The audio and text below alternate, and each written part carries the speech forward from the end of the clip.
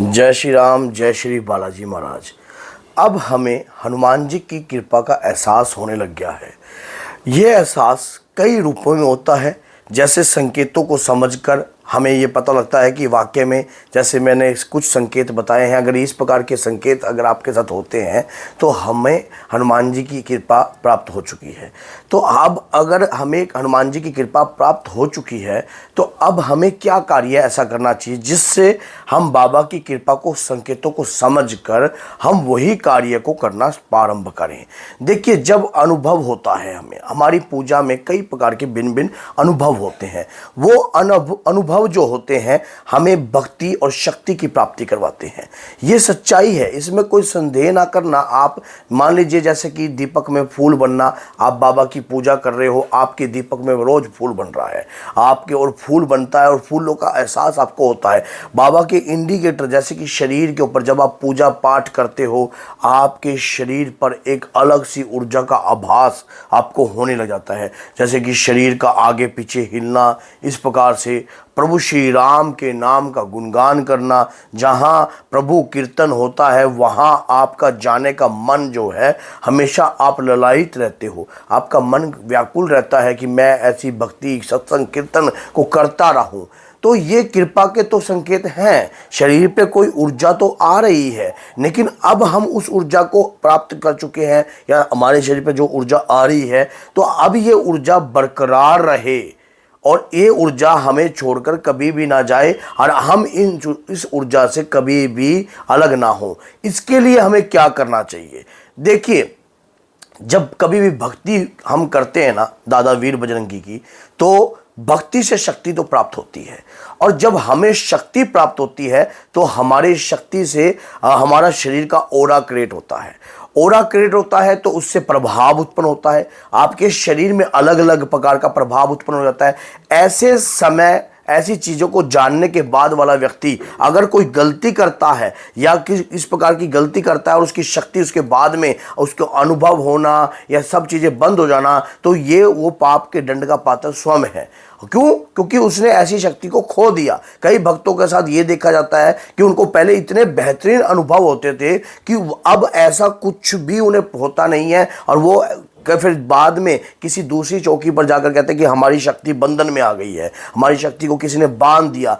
कुछ त्रुटियां हमारे द्वारा ही क्रिएट की जाती हैं, कुछ गलती हम स्वयं ही करते हैं। परमात्मा तो अपने अनुसार ही हमें कृपा प्रदान करता है, और भक्ति में स्वार्थ कभी नहीं चलता।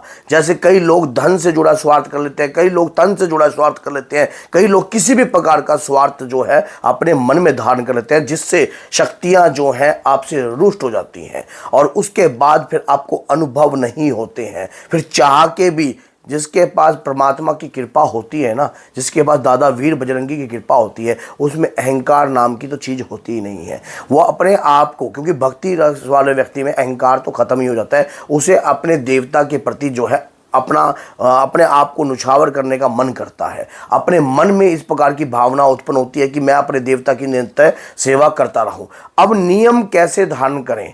देखो, जो नियम आप बनाओगे, जैसे आपने एक नियम बना लिया कि मैं पहले जो पूजा करता था उस प्रकार से तो कर रहा था, अब एक ऐसी पूजा मैं कर रहा हूं जिसमें मैं खुद नियम को बना रहा हूं अपने, ताकि मेरी बॉडी उन नियमों के अकॉर्डिंग ही पूजा करे।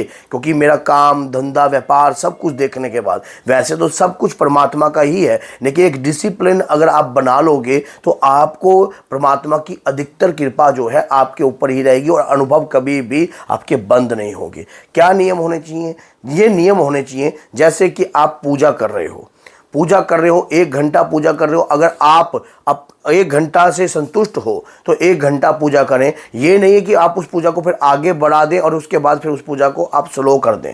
ये काम ऐसा कभी नहीं करना चाहिए। देखिए, अगर आप परमात्मा के श्री चरणों में पूजा मान लो पाठ करते हो आधा घंटा, या कोई 51 माला कर रहा है, कोई 11 माला कर रहा है, ये आपके ऊपर है, आपके बनाए नियम है। अगर इन नियमों को आप भंग कर दोगे, मान लीजिए शाम के 6 बजे आपने पूजा का नियम रख लिया, शाम के 7 बजे रख लिया, रात्रि के 9 बजे से 10 बजे तक रख लिया, उसके बाद आज आप 9 बजे कर रहे हो पूजा, कल 6 बजे कर रहे हो, फिर उसके बाद 11 बजे कर रहे हो, ऐसा नहीं होगा। ये नियम से ही पूजा, क्योंकि जिस शक्ति का आप आह्वान करते हो वो शक्ति जब आपके शरीर पर आने लग जाती है या उस शक्ति का आभास आपको होता है, तब आपके शरीर पर वही टाइम, उसी टाइम पर उस ऊर्जा का इंडिकेटर भी, उस ऊर्जा के साइन भी आपको प्राप्त होते हैं। अगर ऐसे संकेत आपको प्राप्त होते हैं तब समझ लेना कि आपको नियम बनाकर चलना है।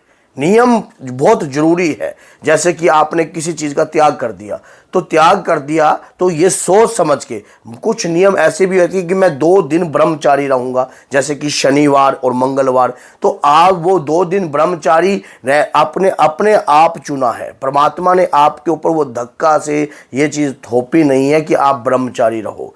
आप अपनी शक्तियों को गद्दी पर बुलाने का प्रयास करोगे या उन शक्तियों से कभी भी कोई गलत कार्य करने का प्रयास कभी नहीं करोगे, और बाद में फिर आप उन्हीं शक्तियों के माध्यम से कुछ गलत कार्य करवाने के प्रति जो है उन्हें आप जो है अग्रेसिव करते हो, तो ये चीज़ गलत है। ऐसा कभी भी मत करना, जिससे आपकी शक्ति जो है स्वयं की स्वयं आपसे दूर हो जाएगी।